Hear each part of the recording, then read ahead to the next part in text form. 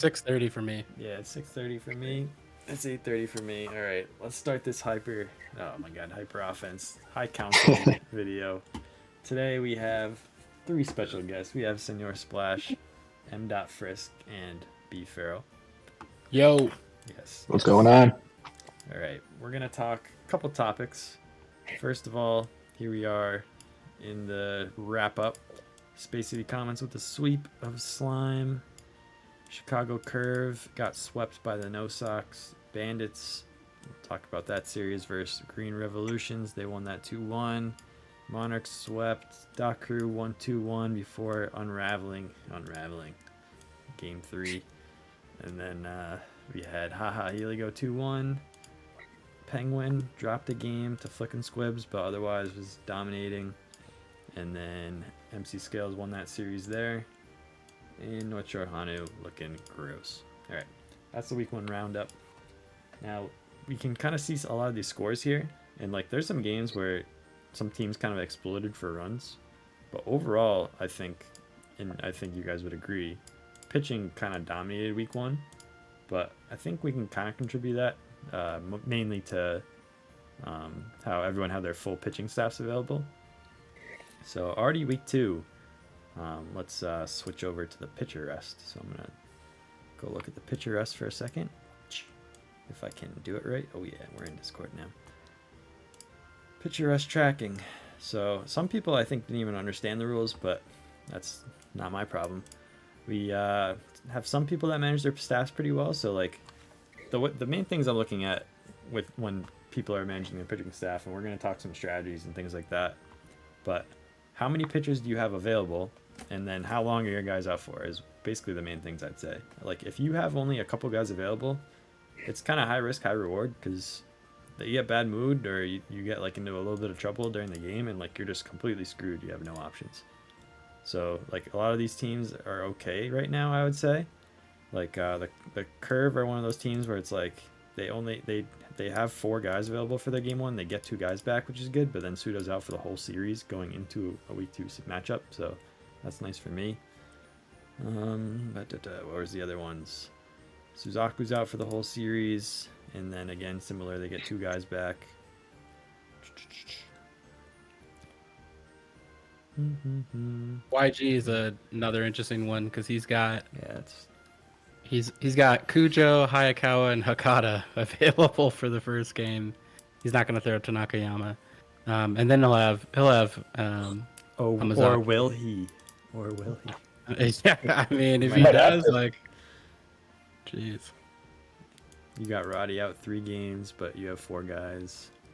But you also kind of went with the throw your guys 9 innings strategy, which why don't we talk like the main different strategies right now? Because I think that as of right now, bfarrell's kind of managed it the best. So why don't you talk your strategy, bfarrell, and then we'll kind of talk some other ones as well. Yeah, so I think looking at my team, other than Rebu, I don't really have a guy that I'm confident can go all 9.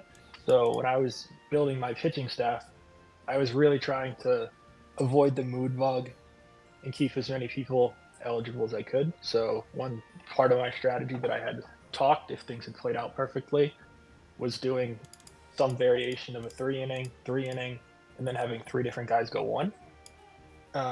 Try to keep as many guys eligible as I could and keep that rest to a limit. Obviously, the way my series played out didn't quite work out that way.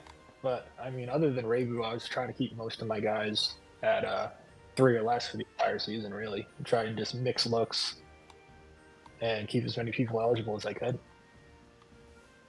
Yeah, I think what people didn't really maybe understand during the draft is that you're at some point during the season, you're going to be using like all 7 of your guys. So you kind of pick the team that is flexible enough that you can use all 7 of your guys in one game.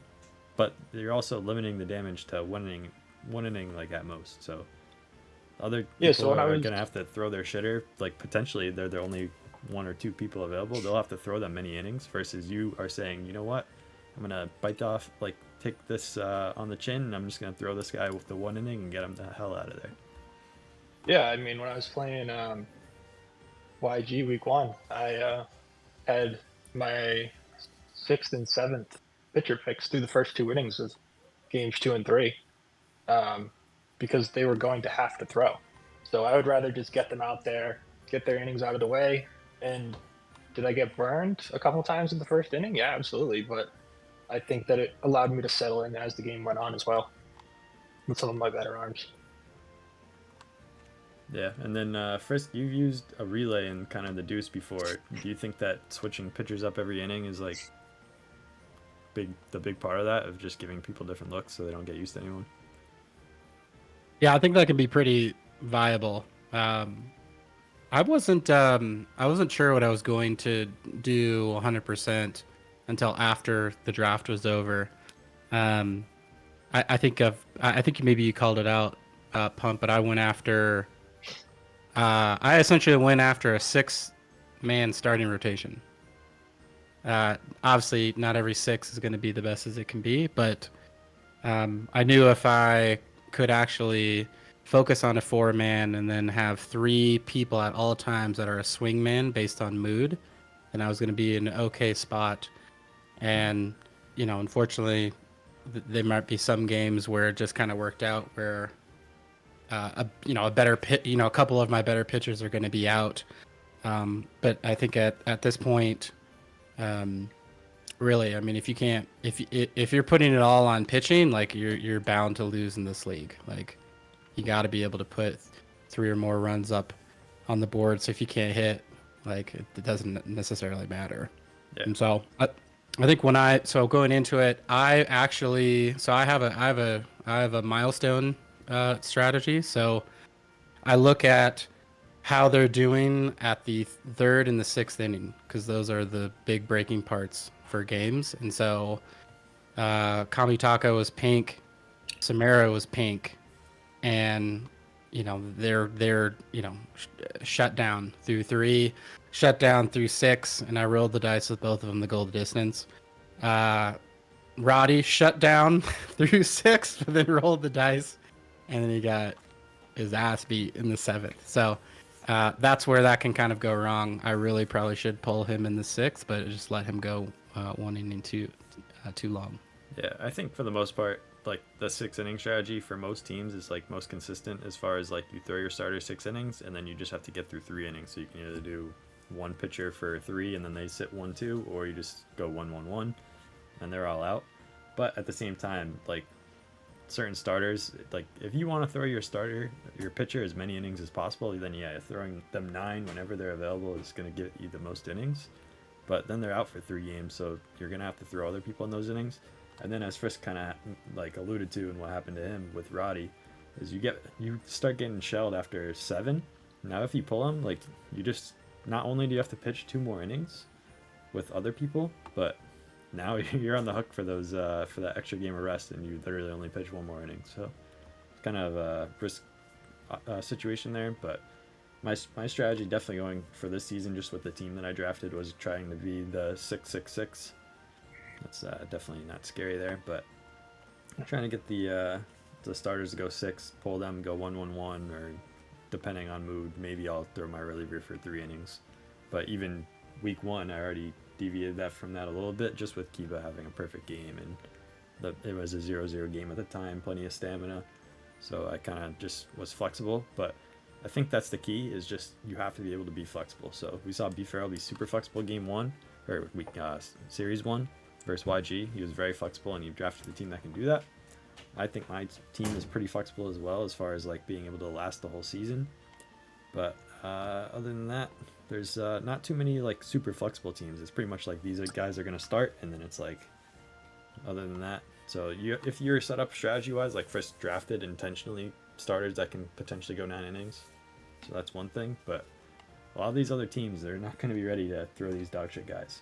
So then if no one has anything else like super impressing to say, I think we could segue into the second point that we're going to have, which was actually brought up by HahaHealy about power swings and home runs. So we talked about just now how we had dog shit pitchers coming in that you're going to have to throw, and you have to be able to take advantage of these guys.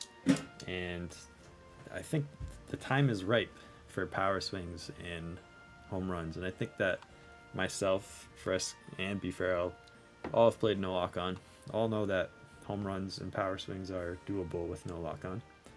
And also, I think drafted teams that can hit for power. So, Frisk, why don't you start with that? Of just thinking draft wise, what were you looking at as far as power wise, seeing some of these bats fall?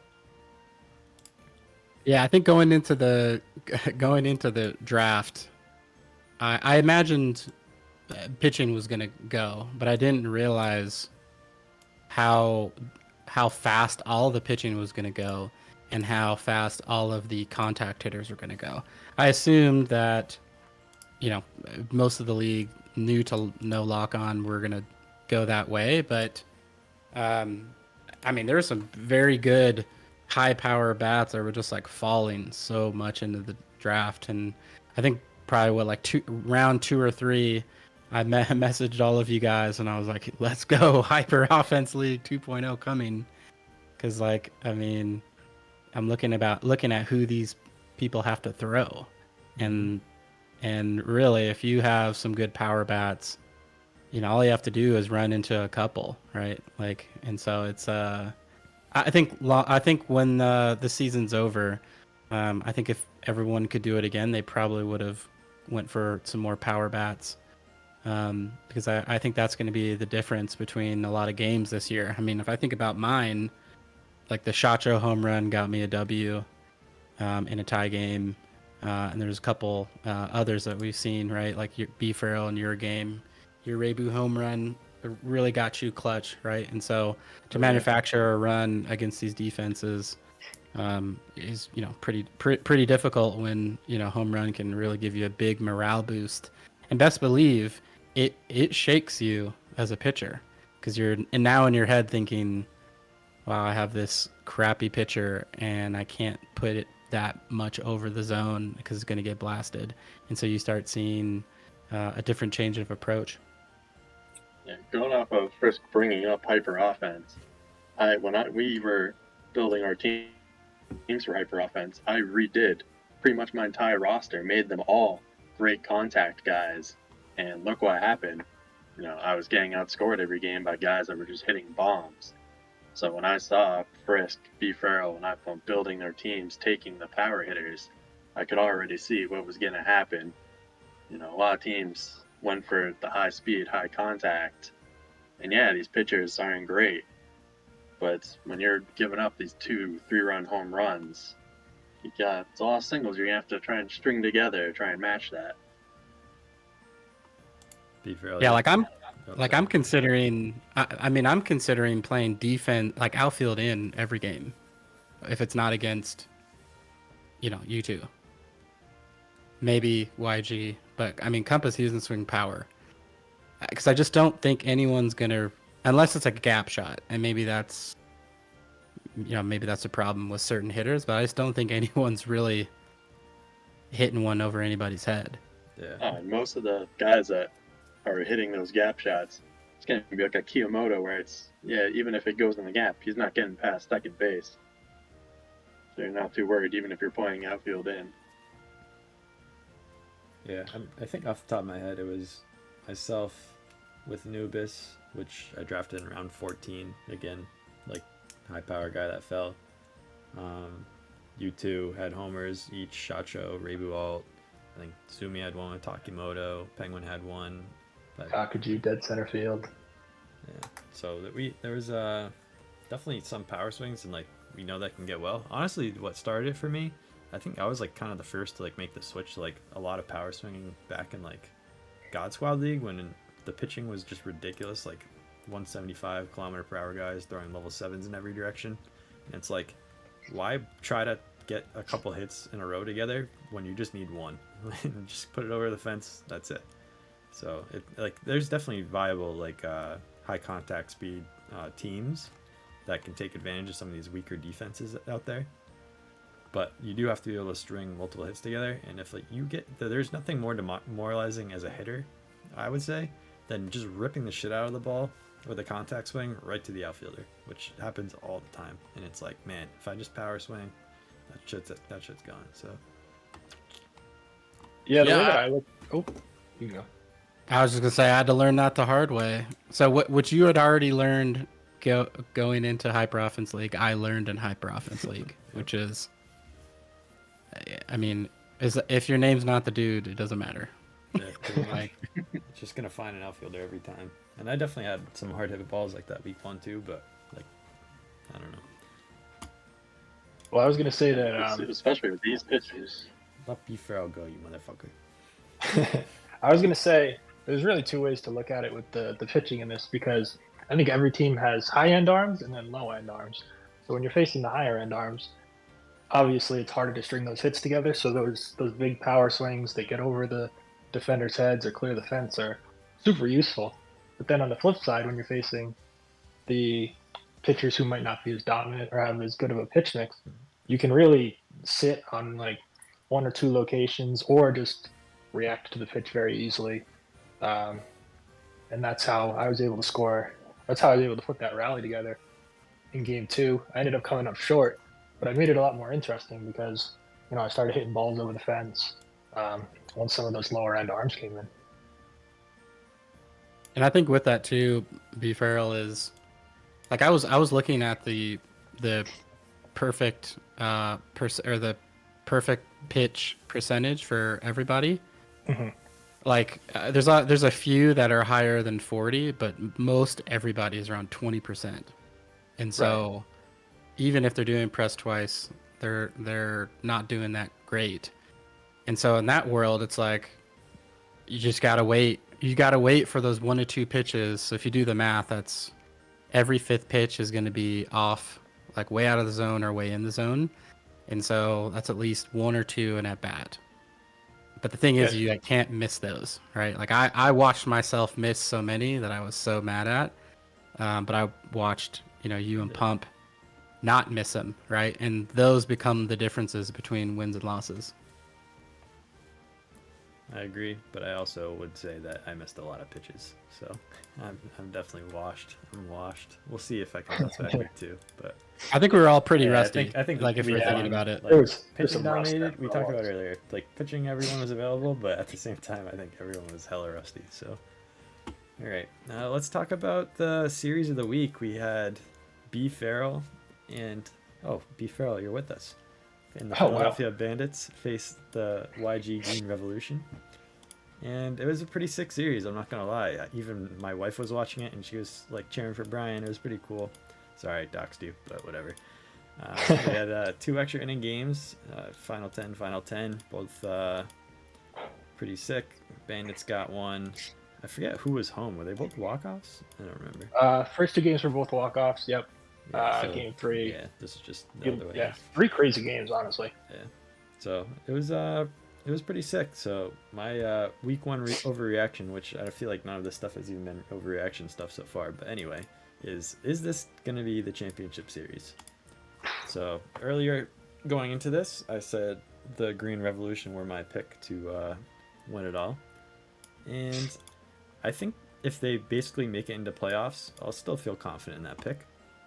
And I think they should make it into playoffs, but the one thing that I'm a little nervous about now is how does the Green Revolution rotation hold up over the course of the season? So let's go look at their team again. So, of course, Myojin should be an auto win every single time he pitches, and then lost his first game that he pitched.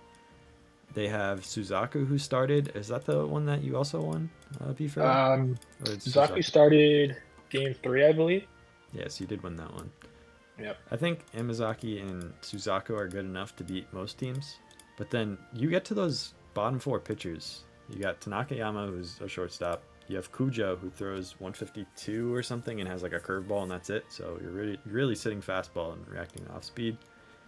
You have Hawakawa, who just has that special pitch or whatever, and then Hakata. So like teams that get to his bullpen, it's going to be spicy. Plus, if one of his 3 planned starters is out, spicy.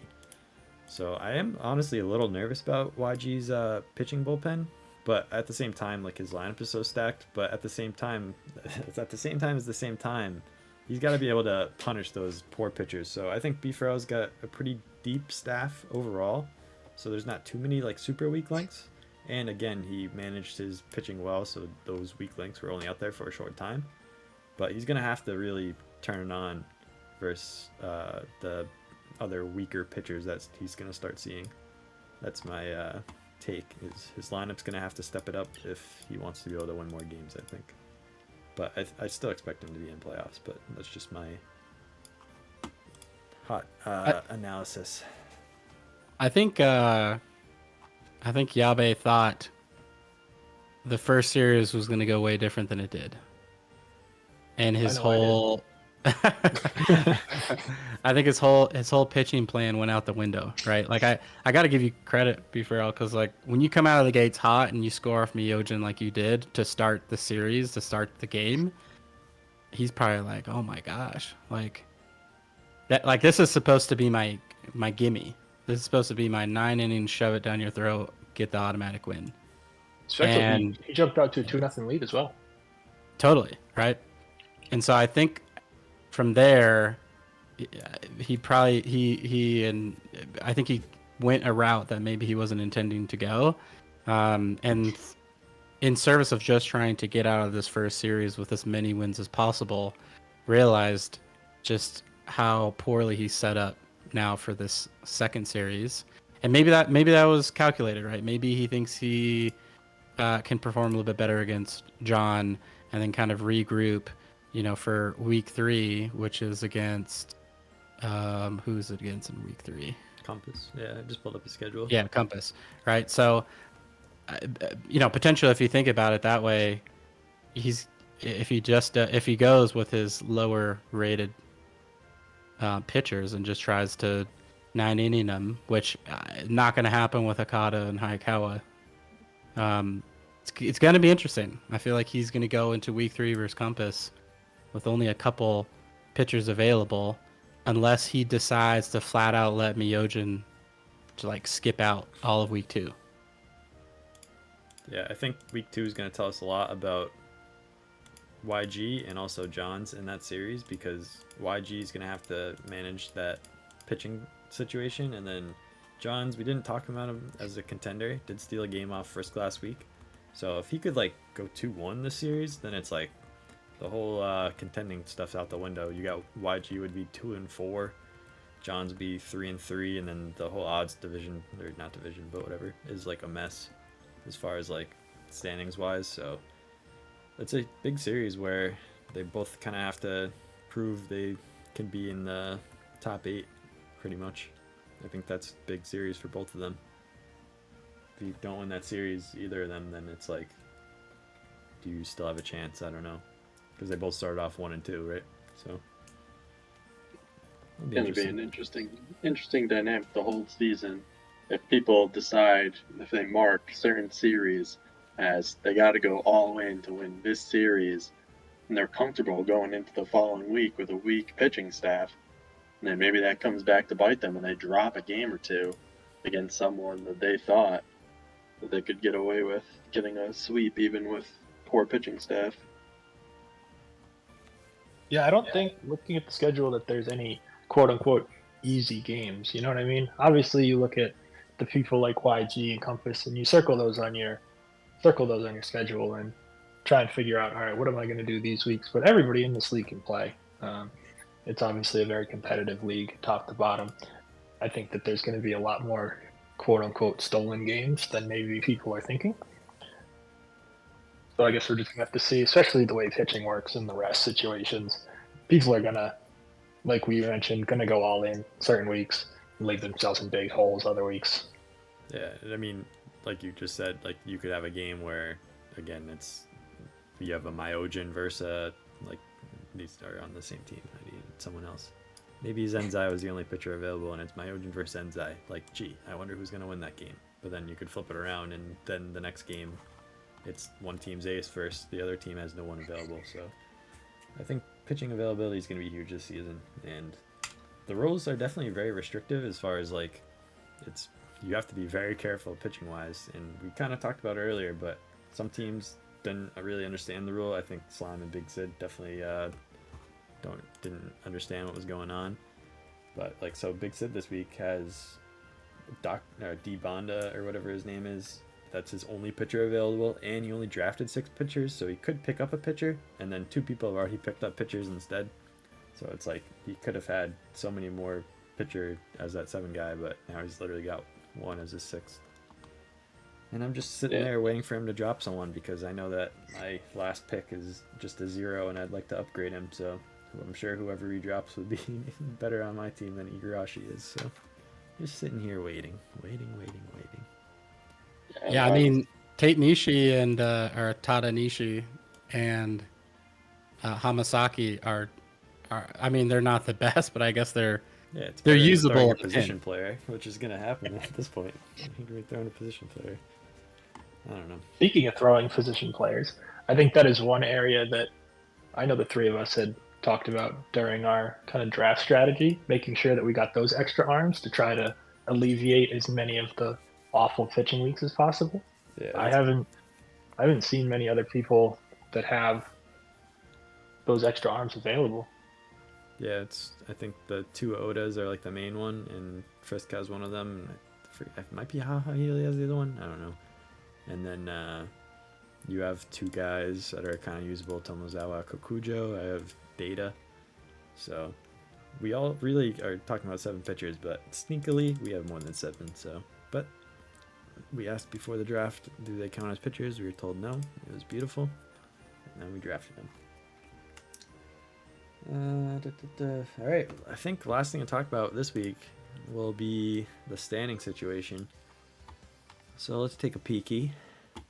At number 1 right now we have Zumikaku. They actually face off versus Penguin Pouch this week.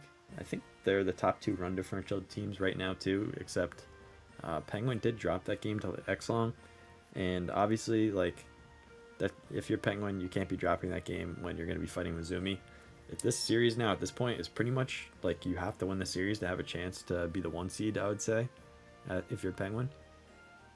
Otherwise, I think Zumi runs away with it. Even if Penguin wins the series, he could end up losing that 1 seed anyway at this point because of that long Exlon game. And I think that's what happened to me in the EPO last year. Is I beat Penguin in the series 2-1 and at the time like that was the 1 seed, but then I just started dropping games to other random people, and then he ended up being the 1 seed regardless of me winning the series. So could I see that happening here? I think I could. I think at this point, like, Zumi should be the 1 seed. I feel pretty confident in that. I think his team looks pretty good, and he's been looking pretty good. And in the past, Zumi would kind of drop random games to people, but that's kind of been like the first half of EPL, I feel like, and then ever since he's been pretty locked in. So I kind of think Zumi's going to run away with it. Let's just look at the Hanu schedule real quick again. So they face Penguin, Matt, Big Sid, MC Scales, Haha, Long, Johns, Slime. So this is, I think, his toughest opponent left by far. And then it's like a couple of okay-ish to top people, but none that I think are going to be like super contender. And it looks like their like cross-divisional / even plays odds team is John's Copyright, so it could be worse for them. And then meanwhile, Penguin has to play YG, so I feel pretty confident that Zumi's going to end up in first at this point. Other 3-0 teams, Sir Bacon Bits took the sweep on Chicago Curve, and then I'm facing Chicago Curve this week, so we'll see if I can do that as well. I think Anthony P started off pretty good. I think his pitching has always been really good. His hitting's been pretty questionable. So if he can get his hitting up, like, he might knock out some other people from the top 8 as of right now. He took care of business versus the Curve. We'll see, but the odds schedule is brutal. And then Compass, same thing. He took care of his cross-divisional series, which some people have harder ones than others, and he had Slime, who's pretty good. Just his team's always drafted very suspect. He took care of business. And then looking at the evens type people here, we got a couple of evens in a row, I believe. Penguin, MC Scales, HahaHealy. Again, we expect Penguin to be top 8, especially with the schedule. And then I think it's going to be very interesting because this is like kind of the portion of the schedule where it's like, are any evens teams just going to kind of separate themselves as like a top 8 player, because they're all going to be playing each other. So it's like if someone goes dominant, they're going to be in top 8 comparatively to everyone else. Like we know that Zumi and Penguin are kind of like a top tier. on that even side. And I keep saying evens, if you're not knowing what I'm referring to, that the odds are all playing each other as far as odd draft pick, and then the evens are all playing each other as far as even draft pick, and then you just have one basically one plays 18, two plays 17, so everyone has kind of similar schedules. I think so. If you look at the standings right now, I think it's shaping up pretty much how I expected, except for a couple people. I think 2 teams to watch to see if they'll actually stay above the bubble is the No Pole, No Socks, and the Tabby Cats. I'd say everybody else is about where I expected them to be. Yep, as we kind of talked about, like we expect YG to be top 8. I think technically right now you're just outside the bubble frisk of top 8, even though you're 2-1 run differential wise. You got that 9-0 game, which could be honestly pretty shitty for you. If you're gonna I've already. Fun fact. I've been angry Yeah. about it ever since then. I would be too. It's okay. As long as you don't throw fastballs down the middle to anyone, we'll be all good. But yeah, so like there's gonna be some interesting stuff as far as who gets in. Like it's tough for the evens because they're all gonna have to play each other. Like of the teams that play each other, Zumi doesn't play anyone else in the top except for that. So like that's Zumi's schedule basically, counting himself. So doesn't face any other 3-0 team right now, but has some other teams. And then here's kind of the. So I'm just gonna do my schedule. I face MC Scales, who's my opposite even person. So kind of a big divide after that. I already faced that. So we'll see how it goes. Any surprises as far as like what's going on for someone in the standings? I'm not overly familiar with a lot of the people, obviously, as I have not been EPL or Triple P participant in the past. I really only know the people from the Deuce. And I think that other than Slime having the unfortunate pleasure of playing Compass Week 1, I feel like we all did very, very well. I mean, obviously, even though it was my series, the YG series surprised me. I'm not. Again, I don't know how much no lockdown he's been playing. Obviously, he's the US champion. I expect him to figure it out, turn it around, and be one of those teams that's there at the end. But other than that, I'm not overly familiar with who maybe over or underperformed. Yeah, I'm actually not surprised at all. I think people would say Yabe versus bfarrell is surprising, but I'm not surprised. That's what I would have guessed would have happened. But other than that, I mean, if you look at who everybody played, like you could say it's surprising that Sir Bacon Bits is 3-0, but at the same time, versus Clutch, I think he's got the edge there. And every one of those games was way close. Like 2 of them went to extra innings. Yeah, I think Anthony P games are usually pretty low scoring, and then he's just good at pitching and always drafts heavy pitching. So that's how his teams. I think he beat me in a game last season in EPL, which is one of those games where neither of us could score, go to extras, and then he wins. So that we'll see. Can he hold it up? Because again, I don't remember off the top of my head who he has for pitching, which we can go look right now. But he usually goes pretty pitching heavy, and then goes with that. Let's see, he's got Aoba, Memorial Kari, Suzumoto, Bucho, the good Hoshi. I don't know, he's that more expensive Hoshi. And he has Morimoto, who's an outfielder, and then Zento. So he's got like 5 deep. That's like better than most people, honestly. So I can see him having a decent season, honestly. So if he stays hot this week, who's he face this week?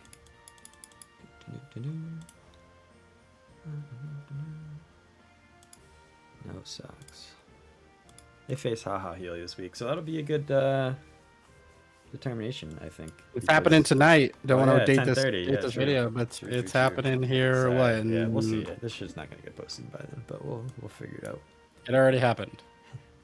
10:30 p.m. This is recorded 9:06 p.m. as of right now, Eastern time. Anyway, yeah, I think my take of any surprises is I am surprised Penguin couldn't take care of business. Come on, Penguin. I think if he wants to be the 1 seed, he's got to pick that shit up. Anyway. I still think, though, he'll be top 4. It's going to be... Yeah, I think the schedule Zumi. is just too easy. Like, I don't want to sugarcoat it. But Yeah, it's going to be Zumi, Penguin, you, Pump, and then it's going to come down, bfarrell, to between you and Compass. Whoever wins that series is going to be 4 seed, I guess. Yeah, we'll see. Me and Compass, going back to the Deuce, have had very competitive series. Pretty much 500 lifetime against each other. Every game was down to the wire, thrilling, dramatic, however you want to phrase it. So I'm very excited for this series. I think it could go any which way, honestly. I think you can take care of business solely because his staff is about it. This is about the worst pitching staff I've ever seen him have in any competitive league. Yeah, I think it's going to be a 2-1 bfarrell split, in my opinion. And then I think that will bring it to 500 all time. I'm pretty sure, based on Compass's Deuce, his prediction video. Otherwise, yeah, so basically a couple 2-1 teams facing off. We have this 3-0, 2-1 series, which will be big. We have another 3-0 between Compass and 2-1 bfarrell series is big. Obviously, another 3-0 Zumi and Penguin. So we got a couple of top series this week, and we'll go from there after that. I think that should be good enough for this week 1 wrap up / week 2 look ahead. Anyone have anything else they want to add before we say goodbye? Stats. Yeah, we do need stats. Gotta see how many homers I'm hitting compared to everybody else, you know. The chicks dig the long ball. They gotta know who to follow, so. I think I had 3. I feel like I just need to do my own stats. I'm not gonna lie, I may or may not have done my own stats. Personally. You guys wanna look? No, we'll wait, take you guys your can't word even for see, but I'll put it in the video / you guys can just stay there and just pretend that you can see it. Oh wow, what great offensive numbers these are. I'm not gonna lie, some of the numbers don't look so good. Anyway. Like God Squad League, not so good. No, some players are hitting pretty well, but some are hitting pretty shitty. Sorry, my Ojin's hitting like 995 this year. I think he went like 19 for 20 in our series. Yeah, Nubis has the 2 homers. One is a mistake pitch. So like, it still counts in the record book, you know. Yakuman 5 is actually hitting 375, which is pretty nice. And then like my bottom of the lineup is like crushing it, and then my top of the lineup's like.